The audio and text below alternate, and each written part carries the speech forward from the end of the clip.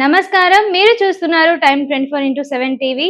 Pushpa 2 cinema premiere సందర్భంగా హైదరాబాద్ లోని సంధ్య theatre వద్ద జరిగిన తొక్కిసలాట ఘటనలో మరోసారి వార్తల్లో నిలిచింది.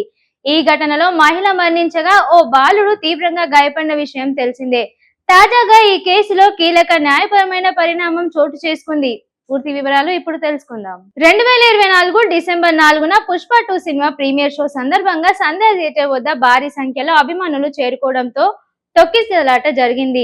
ఈ ఘటనలో రేవతి అనే మహిళ ప్రాణాలు కోల్పోగా ఆమె కుమారుడు శ్రీతేజ్ తీవ్రంగా గాయపడ్డాడు. అయితే ఈ ఘటనతో దేశవ్యాప్తంగా చర్చనీయాంశమైంది. ఈ ఘటన అనంతరం పోలీసులు, థియేటర్ యాజమాన్యం, ఈవెంట్ నిర్వాహకులు, భద్రతా సిబ్బంది మరియు ఇతరులపై కేసు నమోదు చేశారు.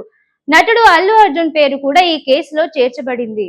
అయితే దర్యాప్తు అనంతరం పోలీసులు ఛార్జిషీట్ దాఖలు చేయగా అందులో అల్లు అర్జున్ పేరు కూడా నిందితుల జాబితాలో చేర్చినట్టు సమాచారం. దర్యాప్తు నివేదికలో జనసందోహ నియంత్రణలో లోపాలు ఉన్నాయని పేర్కొన్నట్లు వార్త వెల్లడించారు.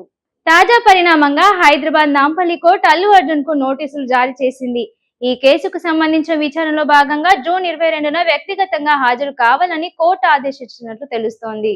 ఇక ఈ ఘటనలో గాయపడిన శ్రీతేజ్ ఆరోగ్య పరిస్థితి క్రమంగా మెరుగుపడుతున్నప్పటికీ పూర్తి స్థాయిలో కోలుకోవడానికి ఇంకా సమయం పడుతుందని వైద్యులు తెలిపారు. ప్రస్తుతం అతనికి కొనసాగుతున్న వైద్య చికిత్సలు అందుతున్నాయని, మరోవైపు ఈ ఘటనలో భద్రతా ఏర్పాట్లు మరియు జనసందోహ నియంత్రణ అంశాలపై పలు ప్రశ్నలు తలెత్తాయి. సంబంధిత వ్యవస్థల బాధ్యతపై విచారణ కొనసాగుతోంది. ఇలా సంధ్య థియేటర్ ఘటన కేసు ప్రస్తుతం న్యాయపరమైన దశలో కొనసాగుతోంది. జూన్ 22న జరగనున్న తదుపరి విచారణపై అందరి దృష్టి నెలకొంది.